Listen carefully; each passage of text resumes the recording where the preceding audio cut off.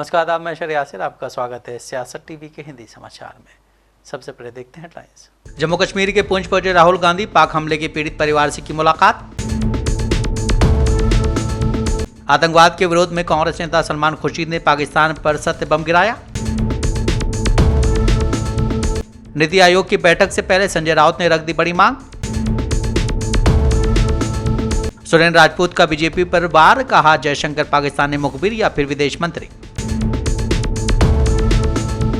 अशोक गहलोत ने बीजेपी पर साधा निशाना, राहुल सोनिया गांधी पर जानबूझ पर दर्ज कराया गया ईडी केस। ट्रंप को जिताकर भाग रहे अमेरिकी, 21 साल बाद आया ऐसा चौंकाने वाला आंकड़ा। अब समाचार विस्तार से। कांग्रेस नेता राहुल गांधी आज जम्मू कश्मीर के पुंछ पहुंचे, जहां उन्होंने हाल ही में हुए पाकिस्तानी समर्थित आतंकी हमले में शहीद जवानों के परिवारों से मुलाकात की। राहुल ने पीड़ित परिवारों के साथ समय बिताया, उनका हाल जाना और शोक संवेदना व्यक्त की।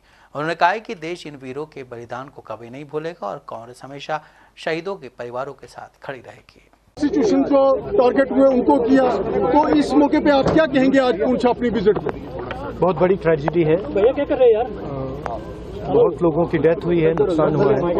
डायरेक्ट सिविलियन एरिया लोगों से बातचीत की, उनकी जो समस्याएं उनको समझने की कोशिश की। उन्होंने मुझे कहा है कि 2-3 चीजें नेशनल लेवल पे रेज करनी है, वो मैं रेज साल 2020 में पूरी दुनिया को डरा देने वाला कोरोना वायरस अब एक बार फिर से पैर पसार रहा है। यही वजह है कि लगातार बढ़ रहे मामले अब चिंता का विषय बनते जा रहे हैं। भारत समेत दुनिया भर के कई देशों में कोविड-19 का नया वेरिएंट JN1 के मामले सामने आ रहे हैं। महाराष्ट्र, केरल, दिल्ली, गुजरात, हरियाणा और कर्नाटक से नए मामले सामने आ रहे हैं। नए मामलों को देखते हुए स्वास्थ्य विभाग ने एडवाइजरी जारी कर दी और अस्पतालों को अलर्ट रहने के आदेश दिए हैं। सारी तैयारी, जैसे मैंने पहले भी कहा, तैयारी पूरी चालू है। हमारे कुछ केस आए हैं और मैं बस ये चाहूंगी लोगों के बीच में ये डर ना डाल दें कि बहुत ज़्यादा फैला हुआ है, ऐसा नहीं है। आप मगर हाँ, आप अपने सिक्योरिटी के लिए, अपनी खुद के लिए आप ज़रूर अपने हाथ सैनिटाइजर लगाएं, जैसे हम पहले लगाते थे। मास्क लगाएं जब ज़्यादा भीड़ में जाते हैं। और मैं लोगों से यही कहूँगी कि अभी डरने की कोई बात नहीं है। और साथ साथ सरकार ने सभी प्रतिबंध कर दिया, सब कुछ है। हमारे पास ऑक्सीजन है, हमारे पास दवाइयाँ हैं, सब कुछ है और बहुत ही माइल्ड केसेस हो रहे हैं। देश में मानसून अगले 24 घंटों में दस्तक देने वाला। पिछले 4 दिनों से 40 से 50 किलोमीटर दूर रुका मानसून शुक्रवार को आगे की ओर बढ़ा है। इस साल केरल में मानसून की दस्तक पिछले 16 सालों में सबसे जल्दी होने वाली। ये तय समय से 1 हफ्ते पहले ही आने वाला है। राज्य में मानसून के आगमन के लिए सभी अनुकूल परिस्थितियां बन चुकी हैं और निम्न दबाव वाले क्षेत्र के साथ साथ आगे बढ़ती मानसून प्रणाली की वजह से पिछले 2 दिनों में केरल में कई हिस्सों में भारी बारिश हुई है। पहली बार राज्य में मानसून इतनी जल्दी 2009 और 2001 में पहुंचा था। उस समय 23 मई को ये केरल पहुंचा था। देखिए, पिछले 24 घंटों में सर्वाधिक अधिकतम तापमान साउथ वेस्ट राजस्थान यानी जैसलमेर में रिपोर्ट हुआ है। सर्वाधिक तापमान 48 डिग्री जैसलमेर, इसके बाद बाड़मेर में भी 47.5 डिग्री रिपोर्ट हुआ है। पूर्वी राजस्थान के कुछ भागों में भी अधिकतम तापमान 45 से 46 डिग्री सेल्सियस रिपोर्ट हुआ है। तो फिलहाल सीवियर हीटवेव की परिस्थिति पश्चिमी राजस्थान के अनेक स्थानों पर बनी हुई है, वहीं पूर्वी राजस्थान में कहीं कहीं हीटवेव की परिस्थिति है। पश्चिमी राजस्थान के सीमावर्ती क्षेत्रों में खासकर जैसलमेर, बाड़मेर, फलोदी, बीकानेर और गंगानगर जिलों में अगले 3 दिन सीवियर हीटवेव की परिस्थिति कंटिन्यू रहेगी। इस दौरान यहां पर अधिकतम तापमान 46 से 48 डिग्री सेल्सियस तक रिपोर्ट होने की संभावना है और 1-2 स्टेशन पर 48 डिग्री सेल्सियस क्रॉस करने की भी अगले 3 दिनों में संभावना है। मौसम विज्ञान केंद्र जयपुर की ओर से खासकर पश्चिमी राजस्थान के सीमावर्ती क्षेत्रों के लिए अगले 3 दिनों के लिए रेड अलर्ट जारी किया गया है। इसके अलावा यहाँ पे नाइट मिनिमम टेम्परेचर भी 32 से 34 डिग्री सेल्सियस के बीच होगा, यानी वार्म नाइट कंडीशन भी साथ ही साथ रहेगी। वहीं पूर्वी राजस्थान की यदि बात करें तो अजमेर संभाग, इसके अलावा भीलवाड़ा और टोंक, कोटा, इन स्थानों पर भी अगले 2-3 दिन अधिकतम तापमान 44 से 46 डिग्री सेल्सियस तक रहेगा, यानी हीटवेव की परिस्थिति बनी रहेगी। इसके अलावा अगले 2-3 दिन यदि देखें तो वायुमंडल के निचले स्तरों में बंगाल की खाड़ी से पूर्वी हवाएं भी पहुंच रही है, तो ऐसे में शाम के समय थंडरस्टॉर्म डेवलप होने की भी संभावना बनी रहेगी। खासकर आज यदि देखें तो बीकानेर संभाग, शेखावटी क्षेत्र और जयपुर क्षेत्र के ग्रामीण इलाकों में यदि देखेंगे तो शाम के समय थंडरस्टॉर्म डेवलप होने की संभावना है। इस दौरान तेज अंधड़ डस्ट स्टॉर्म भी होने की संभावना है और हवा की गति भी देखें तो 50-60 किलोमीटर तक की रिपोर्ट हो सकती है। टोक्यो में सर्वदलीय प्रतिनिधि मंडल के सदस्य और कांग्रेस नेता सलमान खुर्शीद ने भारतीय प्रवासियों से बातचीत करते हुए कहा कि हमारा संकल्प आतंकवाद के खिलाफ और आतंकवाद को खत्म करने का है। उस समय के पाकिस्तानी सेना प्रमुख ने अब खुद को फील्ड मार्शल के रूप में प्रचारित किया है। 1947 में हमारे पास 2 रास्ते थे। पहले रास्ते में हमने तय किया कि हम सब एक साथ रहेंगे और हम एक ऐसा देश बनाएंगे जहां सभी एक साथ रहेंगे और इसे भारतवर्ष कहेंगे। हमारा संकल्प टेररिज्म के विरोध में, टेररिज्म के खिलाफ, टेररिज्म को समाप्त करने का आप लोगों ने सबसे सुना है। इनके पाकिस्तानी आर्मी चीफ थे उस समय, अब तो उन्होंने अभी बताया गया कि अपने आप को फील्ड मार्शल की घोषणा उन्होंने कर दी है कि 2 रास्ते चुनने को मिले थे 47 में। एक रास्ता था सामूहिक रास्ता जिसमें हम लोग ने ये निर्णय लिया था हम लोग सब मिलकर रहेंगे, एक ऐसा देश बनाएंगे, गुलदस्ते जैसा देश बनाएंगे जिसमें विभिन्न रंग के फूल, विभिन्न सुगंध के फूल एक साथ इकट्ठा होकर उसको भारतवर्ष कहेंगे, भारत माता कहेंगे।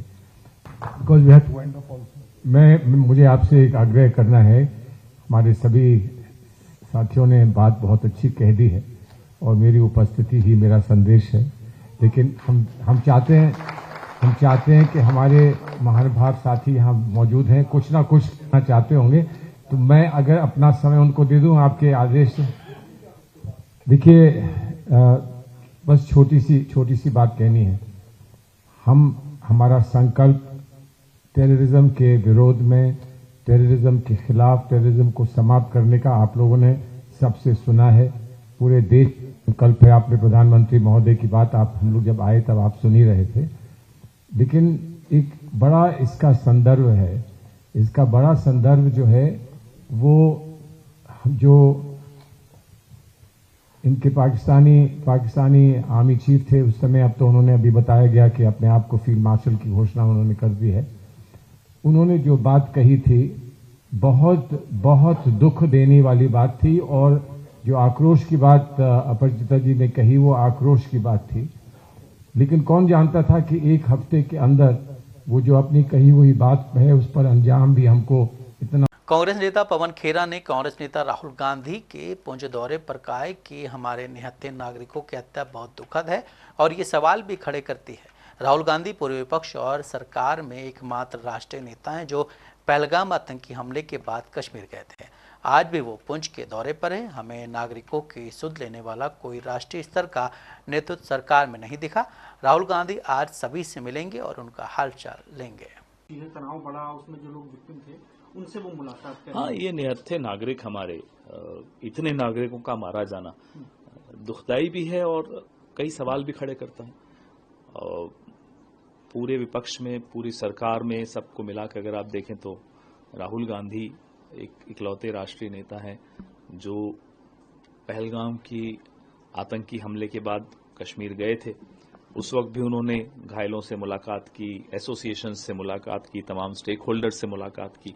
आज वो फिर पुंछ के दौरे पर हैं, जहां मुझे लगता है कि नागरिकों की सुध लेने वाला कोई ऐसा राजनीतिक नेतृत्व हमें नहीं दिखा राष्ट्रीय स्तर का जो वहां के नागरिकों का हालचाल जान सके, जो उनकी सुध ले सके।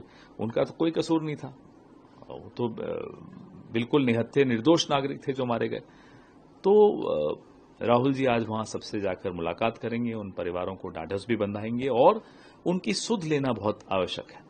ठोस और बेहतर सभी अब इस सरकार से आप क्या उम्मीद करते हैं जो हर 5-7 साल में फिर मियाद आगे बढ़ा देती है। 2022 में जो होना था अब बोल रहे हैं 2047 तक होगा, तो 2047 की विषय में अभी चर्चा करना कोई न नीति आयोग के लिए उचित है, न हमारे आपके लिए उचित है। मुझे लगता है इनको ये सब बैठकें अब 2045 में करनी चाहिए जब ये विपक्ष में होंगे। खैर, तो अब करने का कोई लॉजिक नहीं है। पंजाब के मंत्री हरपाल सिंह चीमा ने आप विधायक रमन अरोड़ा के विजिलेंस विभाग द्वारा हिरासत में लिए जाने पर कहा है कि जो भी भ्रष्टाचार करेगा उससे जेल जाना पड़ेगा। ये आपका कड़ा संदेश है। हम पंजाब में भ्रष्टाचार खत्म करेंगे। पुरानी पार्टियां, चाहे वो कांग्रेस हो, अकाली दल हो, भाजपा ने पंजाब में बहुत भ्रष्टाचार किया है, लेकिन पंजाब के लोगों ने भ्रष्टाचार खत्म करने के लिए हमें बहुमत दिया है। इसलिए चाहे भ्रष्ट व्यक्ति किसी और का हो या हमारा, हम कार्रवाई करेंगे। देखिए, जो भी व्यक्ति करप्शन करेगा उसको जेल में जाना होगा। ये आम आदमी पार्टी का सख्त संदेश है और हम पंजाब से भ्रष्टाचार को खत्म करेंगे। पुरानी पार्टियां, अकाली दल, भारतीय जनता पार्टी और कांग्रेस पार्टी ने पंजाब में बहुत सारा भ्रष्टाचार फैलाया था, पर लेकिन पंजाब के लोगों ने हमें ये मैंडेट दिया है, ये हमें बहुमत दिया है कि हम पंजाब से करप्शन खत्म करें। सो करप्शन करने वाला भले ही हमारा हो या किसी और का हो, उसके खिलाफ कार्रवाई होगी। हाँ जी, बिल्कुल। लुधियाना जिमनी चुनाव हम शानदार तरीके से जीतेंगे और पंजाब के लोग आम आदमी पार्टी की नीतियों पे, सरकार पे, कामों पे मोहर लगाएंगे। शिवसेना यूबीटी के राज्यसभा सांसद संजय राउत ने नीति आयोग की बैठक से पहले बड़ा बयान दिया। उन्होंने प्रेस कॉन्फ्रेंस में दावा किया है कि महाराष्ट्र आज आर्थिक तंगी में है। लाडली बहन योजना और अन्य योजनाओं के लिए फंड नहीं है। संजय राउत ने कहा है कि नीति आयोग की बैठक होती रहती है और वहां देश के विकास के बारे में चर्चा होती है, राज्यों के बैकलॉग के बारे में चर्चा होती है। महाराष्ट्र के पास भी बैकलॉग है, राज्य आर्थिक तंगी से गुजर रहा है। क्या है, नीति आयोग की बैठकें होती रहती है, देश के विकास के बारे में वहाँ चर्चा होती है, राज्यों का जो बैकलॉग होता है उस बारे में चर्चा होती है। महाराष्ट्र आज आर्थिक तंगी में है, आपको मालूम है, लाडली बहन ये योजना, तो जरूर महाराष्ट्र की सरकार महाराष्ट्र के लिए ज्यादा से ज्यादा। हिमाचल प्रदेश के मुख्यमंत्री सुखविंदर सिंह सुक्खू ने कहा है कि देश के प्रधानमंत्री से नीति आयोग की बैठक के बाद हमारी मुलाकात हुई। नीति आयोग की बैठक में देश से जुड़े विषयों के साथ साथ राज्यों से संबंधित मुद्दे भी उठाए जाते हैं, जिन्हें हम उनके समक्ष रखते हैं। मुख्यमंत्री ने कहा है कि मेरा मुख्य मुद्दा ये होगा कि हिमाचल प्रदेश में जो पावर प्रोजेक्ट लगाए गए हैं उससे NHPC, NTPC और अन्य आदि वो पूरी तरह से कर्ज मुक्त हो गए हैं। तो जो 12% फ्री रॉयल्टी कंज्यूमर से पास थ्रू के जरिए ली जाती है उसे बढ़ाया जाए। प्रधानमंत्री जी से नीति आयोग की बैठक के बाद मेरी मुलाकात हुई। नीति आयोग में तो जो प्रदेश के विषय होते हैं, राज्य से संबंधित विषय होते हैं, उनको हम उनके पास रखेंगे। मेरा मुख्य मुद्दा जो होगा, जो हिमाचल प्रदेश में पावर प्रोजेक्ट लगे हैं, NHPC, NTPC, SJVNL, वो पावर प्रोजेक्ट अगर अपने पूरी तरह कर्ज मुक्त हो गए हैं तो जो 12% फ्री रॉयल्टी कंज्यूमर से पास थ्रू के द्वारा ली जाती है, उस फ्री रॉयल्टी को बढ़ाया जाए। इसके अलावा वो प्रोजेक्ट हिमाचल की जनता को वापस मिलना चाहिए, उसकी समय सीमा तय की जाए। जैसे कि प्राइवेट जो प्लेयर्स है जो हिमाचल में 40 साल बाद वापस कर देते हैं, उस तरह ये जो PSU है उनके प्रोजेक्ट भी हिमाचल की जनता को वापस होने चाहिए। केंद्रीय मंत्री जयंत चौधरी ने rising north east investors summit 2025 में कहा है कि कौशल विकास की संभावनाओं को जमीनी स्तर तक ले जाना होगा। नॉर्थ ईस्ट ने शिक्षा के क्षेत्र में बहुत अच्छी प्रगति की। हमारे मंत्रालय के अंतर्गत राष्ट्रीय ऑप्टिकलशिप प्रमोशन स्कीम में हमने सभी नॉर्थ ईस्ट के लिए वजीफा सहायता को दोगुना कर दिया है। ITI स्कीम को भी अपडेट किया जाएगा और इसमें भी नॉर्थ ईस्ट का ध्यान रखा जाएगा। कौशल विकास की संभावनाओं को वहाँ ग्रास रूट्स तक पहुँचाइए। शिक्षा में काफ़ी सुधार किया है नॉर्थ ईस्ट ने। अभी मिजोरम ने 2 दिन पहले घोषित किया, वो पहला राज्य है जो फुली लिटरेट उन्होंने किया। 98% से ज़्यादा उनको रिकग्नाइज किया गया है कि लिटरेसी लेवल है, और ये एक सीधा इम्पैक्ट पड़ा है कि जो फ्लुएंसी एंड न्यूमरेसी के प्रयास हैं फाउंडेशनल लेवल पे, और जो निपुण भारत का जो प्रयास है वो सफल हुआ। साथ ही NEP में भी क्षेत्रीय भाषाओं को, मातृभाषाओं को जो वरीयता दी गई है, ये सीधा प्रमाण है कि नॉर्थ ईस्ट के बच्चों की जो लर्निंग आउटकम्स हैं वो इसलिए सुधरे हैं क्योंकि उनकी मातृभाषाओं का प्रयोग किया जा रहा है। अब कौशल विकास में भी हमारी काफ़ी संस्थाएं हैं, पूरा जाल है, और हमें मैंडेट भी है कि हम नॉर्थ ईस्ट से जब कोई स्पेशल प्रोजेक्ट आता है उसको हम पूरा सपोर्ट दें। नेशनल अप्रेंटिसशिप प्रमोशन स्कीम जो हमारे मंत्रालय के अंतर्गत है, अभी हमने स्टाइपेंड सपोर्ट डबल किया है सिर्फ नॉर्थ ईस्ट के लिए, तो ये एक उदाहरण। अभी ITI स्कीम भी अपग्रेड होगी, 60,000 करोड़ की पूरे देश में होगी, वहाँ भी नॉर्थ ईस्ट का ख्याल रखा जाएगा। लखनऊ में CBI ऑफिस पर उस वक्त हड़कंप मच गया जब वहां तैनात SI वीरेंद्र सिंह पर दिनेश मुर्मू नाम के शख्स ने धनुष बाण से हमला कर दिया। इस हमले में SI गंभीर रूप से घायल हो गए हैं और उन्हें अस्पताल में भर्ती कराया गया है। डॉक्टर्स का कहना है कि जख्म 5 सेंटीमीटर गहरा है। पुलिस ने हमलावर को अरेस्ट कर लिया है। इस हमले के तार 1993 के रेलवे भ्रष्टाचार मामले से जुड़े बताए जा रहे हैं, जिसकी जांच SI वीरेंद्र सिंह कर रहे थे।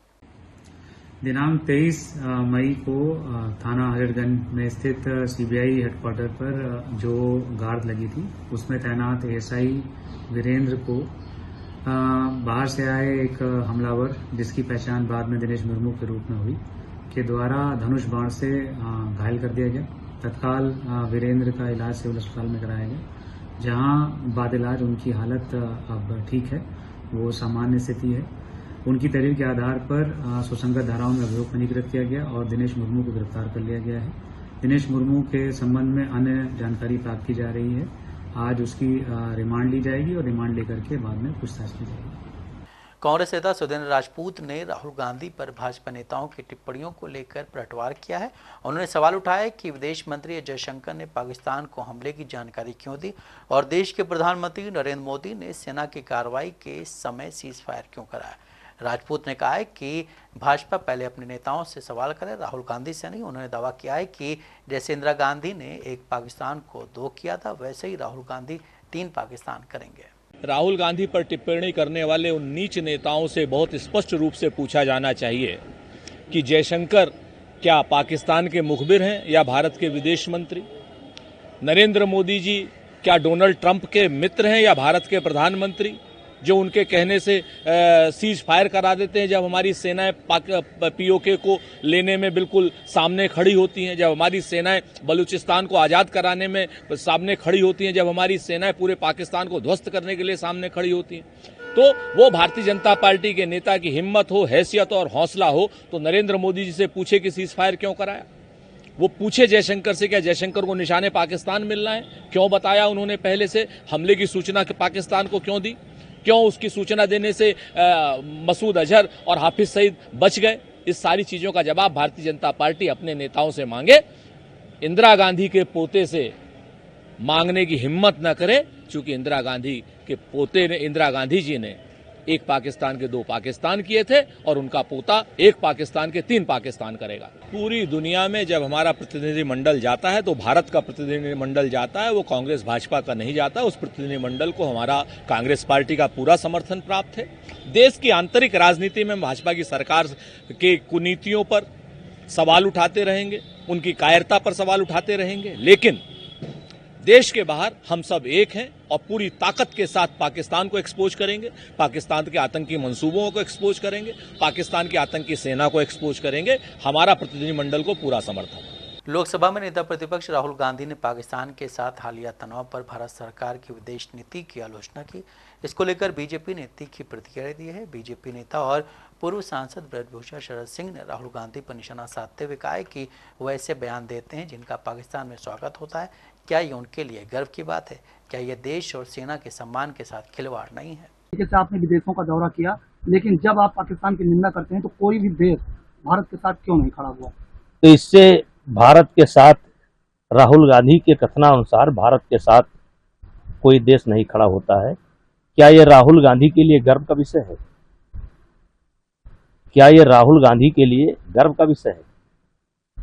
अपने ऊपर ही सवाल उठाना, अपनी ही निंदा करना, अपने सेना को कमजोर बताना, अपनी ही हार बताना, और राहुल जी ऐसा बयान देते हैं जो पाकिस्तान में उसका स्वागत होता है, वहाँ की मीडिया उसको चलाती है। तो क्या इस पर राहुल जी के लिए गर्व का विषय है? और यही एक बात है जो राहुल गांधी सहित पूरे कांग्रेस को गर्त में ले जा रही है। आरजेडी सांसद मनोज कुमार झा ने नीति आयोग की बैठक पर कहा है कि देश की प्रगति ऐसे ही चलती रहनी चाहिए, देश को और बेहतर करना होगा। प्रधानमंत्री को इस बात का ध्यान रखना चाहिए कि अगर विकास जीडीपी बढ़ोतरी अगर हर घर आंगन में न उतरे तो कई लोग छूट जाते हैं और ऐसे छूटे हुए लोगों की आबादी बहुत बड़ी है। समावेशी विकास का स्वरूप क्या हो ये महत्वपूर्ण है। जो विकसित भारत होना चाहिए वो नफरत मुक्त भारत होना चाहिए। मैं चाहता हूं कि इस पर भी चर्चा हो। फोकस होगा विकसित राज्य विकसित भारत 2047। इससे किसको विरोध हो सकता है? जाहिर तौर पर बाकी जो चीजें हैं अपनी जगह राजनीति, लेकिन देश की तरक्की यथावत चलती रहे, बेहतर करे देश। लेकिन माननीय प्रधानमंत्री जी ध्यान रखेंगे कि विकास जीडीपी बढ़ोतरी अगर हर घर आंगन में ना उतरे तो कई लोग छूट जाते हैं। ऐसे छूटे हुए लोगों की आबादी बहुत बड़ी है। समावेशी विकास का क्या स्वरूप हो, सोशल सिक्योरिटी का नेट और कितना हम गहन और डिपेंडिंग कर सकते हैं, ये महत्वपूर्ण तथ्य है। और विकसित भारत जो होगा, जो होना चाहिए, वो नफरत मुक्त भारत भी होना चाहिए। मैं चाहूंगा कि उस पर भी थोड़ा विमर्श हो। कांग्रेस नेता राहुल गांधी और लोकसभा में विपक्ष के नेता राहुल गांधी से जुड़े नेशनल हेराल्ड मनी लॉन्ड्रिंग मामले में दिल्ली के राजौरी कोर्ट में बुधवार को सुनवाई हुई। अब कोर्ट 2 से 8 जुलाई तक रोजाना सुनवाई करेगी। इस मामले पर राजस्थान के पूर्व मुख्यमंत्री व कांग्रेस नेता अशोक गहलोत ने ईडी और भाजपा पर निशाना साधा है। राहुल गांधी पर तो जानबूझ करके सोनिया जी पर, राहुल गांधी पर, चाहे वो ईडी का मुकदमा हो, जिनको कोई दम नहीं है। 1938 के अंदर 90 साल पहले अखबार हमने शुरू किया, शुरू किया कि एक बार चलते हैं कि एक बार बंद करने पड़ते हैं, वापस शुरू रहते हैं। वो प्रयास कांग्रेस ने किया कि नेशनल हेराल्ड को वापस हम शुरू करें। तकलीफ एक्चुअल में वो हो रही इनको कि ये अखबार वापस शुरू होगा तो अपना विचार प्रकट करेगा जो कांग्रेस का है, जो सर्वधर्म समभाव का है, सेकुलरिज्म का है, वो इनको टॉलरेट नहीं हो रहा है। उसको अखबार निकल नहीं पाए, इसलिए पूरा षड्यंत्र रचा गया है। उसके अंतर्गत केस बनाए गए, झूठे केस बनाए गए हैं। 1 रुपए का लेन देन हुआ ही नहीं है। 1 रुपए का जब लेन देन नहीं हुआ है तो फिर ये ईडी कहां से आ गई? मैं पूछना चाहूंगा, पैसे का लेन देन हुआ ही नहीं है। जो नई कंपनी बनाई गई है जिससे कि अखबार शुरू हो सके, वो कंपनी नॉन प्रॉफिट की कंपनी है। उसमें 1 रुपया कोई भी उसका डायरेक्टर नहीं ले सकता, 1 रुपया नहीं निकाल सकता। नॉन प्रॉफिट की कंपनी बनती है, नॉन प्रॉफिट वाली कंपनी बनाई गई है। ये दुनिया जानती है, सब जानते हैं, तब भी ये बीजेपी वाले नहीं जानते हैं, क्योंकि इनको तो बदनाम करना, रोज खबरें आ रही है उसके बारे में। कोर्ट में चालान पेश कर दिया गया, झूठे आरोप लगाए गए। ये तमाम इश्यू जो है हमें समझना पड़ेगा कि ऑपरेशन सिंदूर जो हुआ है। वहीं अमेरिका में दोबारा डोनाल्ड ट्रंप की वापसी तो हो गई है, मगर चौंकाने वाली बात यह है कि ट्रंप को जिताने वाले अमेरिकी नागरिक ही अब बड़ी संख्या में देश छोड़ रहे हैं। दरअसल ट्रंप की वापसी के साथ देश में राजनीतिक हालात इतने बदले हैं कि रिकॉर्ड संख्या में अमेरिकी नागरिक अब ब्रिटेन की नागरिकता लेने की दौड़ में लगे हुए हैं। ये आंकड़ा पिछले 21 सालों में सबसे ज़्यादा है और यही नहीं, हज़ारों अमेरिकी तो अमेरिका की नागरिकता तक छोड़ चुके हैं। ब्रिटेन के होम ऑफिस के ताज़ा आंकड़े बताते हैं कि जनवरी से मार्च 2025 के बीच 1931 अमेरिकियों ने ब्रिटिश सिटीजनशिप के लिए आवेदन किया। ये 2004 से अब तक की सबसे बड़ी संख्या है। ये संख्या पिछले 3 महीनों की तुलना में 12% ज़्यादा है। दिलचस्प बात यह है कि ये वही समय है जब डोनाल्ड ट्रंप ने दोबारा राष्ट्रपति पद की शपथ ली थी। ऐसा पहली बार नहीं हुआ है जब ट्रंप पहली बार राष्ट्रपति बने थे और कोविड-19 का कहर था, तब भी अमेरिकी नागरिकों ने देश छोड़ने का चलन तेज किया था। साल 2020 के पहले 6 महीनों में 5,800 से ज़्यादा लोगों ने अमेरिकी नागरिकता छोड़ दी थी, जो 2019 के मुकाबले 3 गुना थी। सिर्फ राजनीति ही नहीं बल्कि टैक्स सिस्टम, स्वास्थ्य सुविधाओं की हालत और सामाजिक माहौल से भी लोग परेशान हैं। एक अकाउंटिंग फर्म के मुताबिक ये वो लोग हैं जो अमेरिका छोड़ चुके हैं और अब स्थायी रूप से दूसरी जगह बसना चाहते हैं। खासतौर पर ब्रिटेन में सेटल्ड स्टेटस पाने वाले अमेरिकियों की संख्या 2024 में 5,500 से ज्यादा रही है, जो पिछले साल में 20% अधिक है। जहां एक तरफ अमेरिकी यूरोप का रुख कर रहे हैं, वहीं यूरोपीय देश भी अब सख्ती बरतने लगे हैं। ब्रिटेन की प्रधानमंत्री कीम स्टारमर ने पिछले हफ्ते घोषणा की थी कि नए प्रवासियों के लिए नागरिकता के नियम और कड़े किए जाएंगे। हिंदी समाचार यहीं समाप्त होता है। मुझे दें इजाजत। बाकी खबरों के लिए अब बने रहें सियासत टीवी के साथ।